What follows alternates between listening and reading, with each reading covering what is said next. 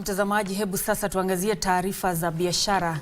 Tambi na unga uliotengenezwa kutoka maharagwe huenda zikageuka kuwa bidhaa muhimu za kibiashara, huku shirika la utafiti wa kilimo na mifugo likijizidisha juhudi za kuongeza thamani kwa maharagwe.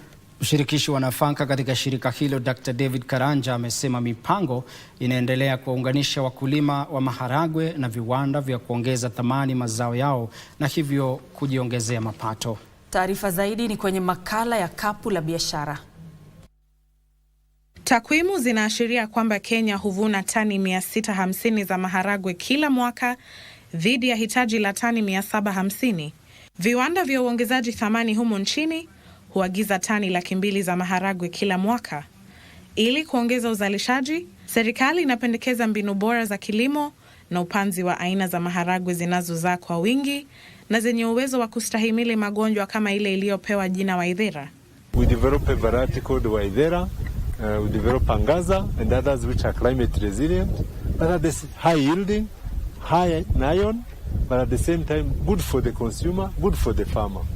Kwingineko, wavumbuzi chipukizi kutoka maeneo kame wamegeuza changamoto za uhaba wa maji na ukame kuwa suluhu za kiteknolojia.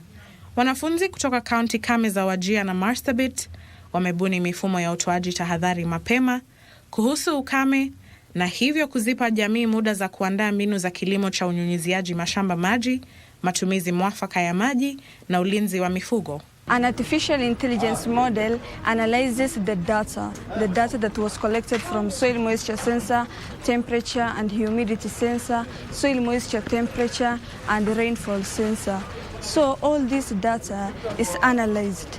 After analyzing the data, there will be a drought score. Na mwishowe, biashara zinazosimamiwa na familia mara nyingi hukabiliwa na changamoto za kuzeeka kwa waasisi, uhamishaji wa mali na mianya katika uongozi ambayo hutishia uendelevu. Utafiti wa taasisi ya Family Business unaonyesha kuwa 40% ya biashara za familia barani Afrika hurithiwa na kizazi cha pili, 12% na kizazi cha tatu, huku kizazi cha 4 kikirithi 3% pekee. Hii inatokana na maamuzi yasiyozingatia taratibu, bodi dhaifu za usimamizi, mipango isiyo rasmi ya urithi na maandalizi finyu ya vizazi vijavyo. We're taking successful businesses, large corporate family businesses, and trying to give them a chance to survive going to the second generation and the third generation.